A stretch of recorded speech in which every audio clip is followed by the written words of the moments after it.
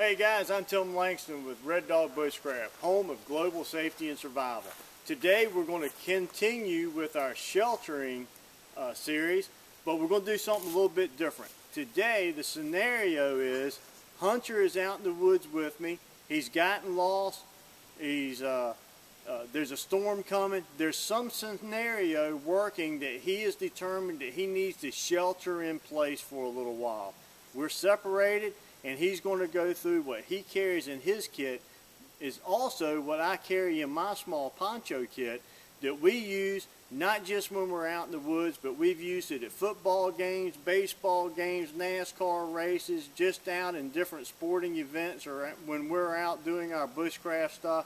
This is a great, very simple system that you and your children alike can use. And like the title of the video says, it's so simple, a child can do it.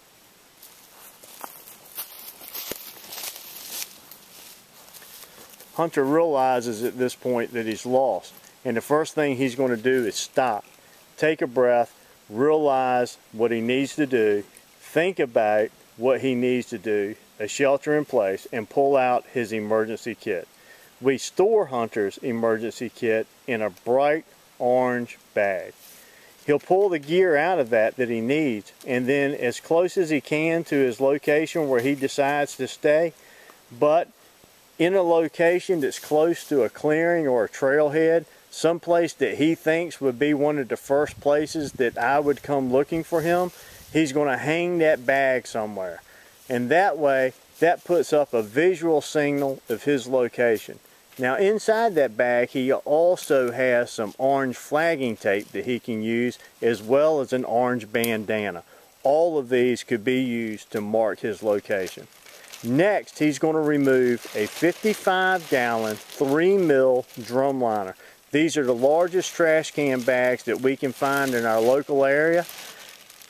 They're found in the contractor section of most large hardware stores. He's going to simply take this thing, step into it like he's going to be in a sack race, fold it up as tight as he can, and then tuck that in his pants. What this now does is it protects the lower half of his body and is going to keep him from getting wet. Now if it was a cold environment, he's been trained to fill that with leaves and debris and to also put a bed of leaves and debris on the ground.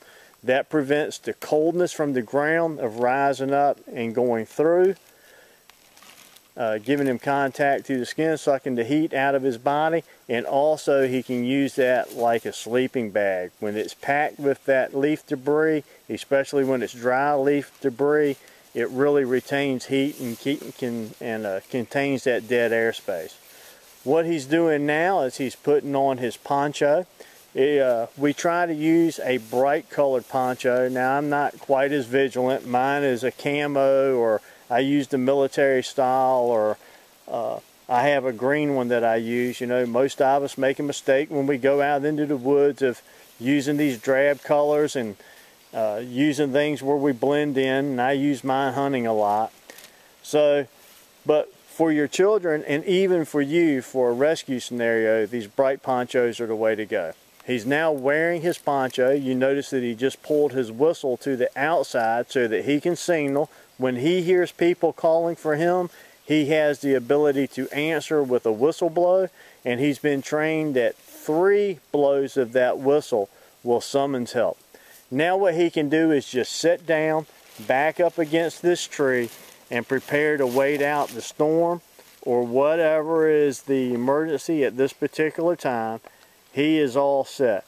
Now, like I said, if it was cold weather, we would also combine a lot of leaf litter here.